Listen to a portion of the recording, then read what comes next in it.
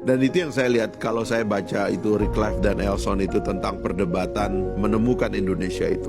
Jadi Indonesia ini kalau Bung Karno dia bilang menggali dari bawah, ini yang mesti dilihat. Penggalian itu dari mana ini semua berasal sehingga lahir 5 sila itu gitu, ketuhanan yang Maha Esa, kemanusiaan dan seterusnya itu. Kalau Elson mengatakan ini adalah persilangan di antara dua pikiran besar. Orang-orang yang belajar ke barat, terutama kaum intelektual Jawa ini membawa pulang ide-ide tentang negara. Lahirlah ide nasionalisme di situ. Orang-orang dari Sumatera, orang tua dan kakeknya Gustika ini porosnya ke Al-Azhar dia belajar Islam, lalu kemudian lahirlah pikiran tentang Islam. Sehingga kemudian antara Islam dan nasionalisme itulah blended di dalam Pancasila itu. Maka kalau kita lihat Pancasila itu, kita baca di dalam Islam itu ada namanya maqasid syariah, tujuan bersyariat. Tujuan bersyariat itu sama dengan tujuan bernegara.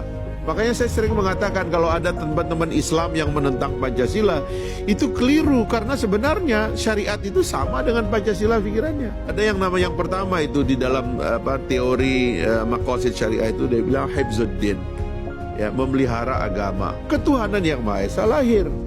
Hifzun nafs, memelihara manusia, memelihara jiwa, kemanusiaan lahir. Memelihara pikiran, permusyawaratan lahir. Jadi blending ini dalam Pancasila inilah yang menyatukan Nusantara. Karena klop betul memang ini adalah saripati daripada Republik kita. Itu yang dimaksud oleh Bung Karno, saya gali ini dari dalam tubuh bangsa Indonesia itu. Jadi sebenarnya itu sudah selesai. Tinggal sebenarnya yang kadang-kadang tidak clear itu, Bung Budiman. Dan ini teori dan teologi yang saya sering ungkap berkali-kali. Kapan orang itu berada di ruang negara? Kapan orang itu berada di ruang agamanya? Kapan orang itu berada di ruang publik?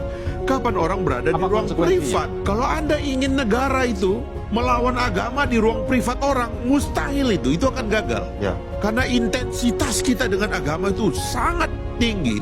Sementara intensitas kita bernegara itu nggak mungkin tinggi. Kita ini bangun pagi itu dengan doa, dengan agama, tidak dengan negara. Nanti mungkin jam 7 kita upacara anak-anak SD sekolah, baru menghafal Pancasila, hormat bendera. Tapi pribadi itu nggak boleh diinvasi oleh negara. Nah ini yang menurut saya, itu saja yang perlu kita clearkan supaya kita jangan konflik terus.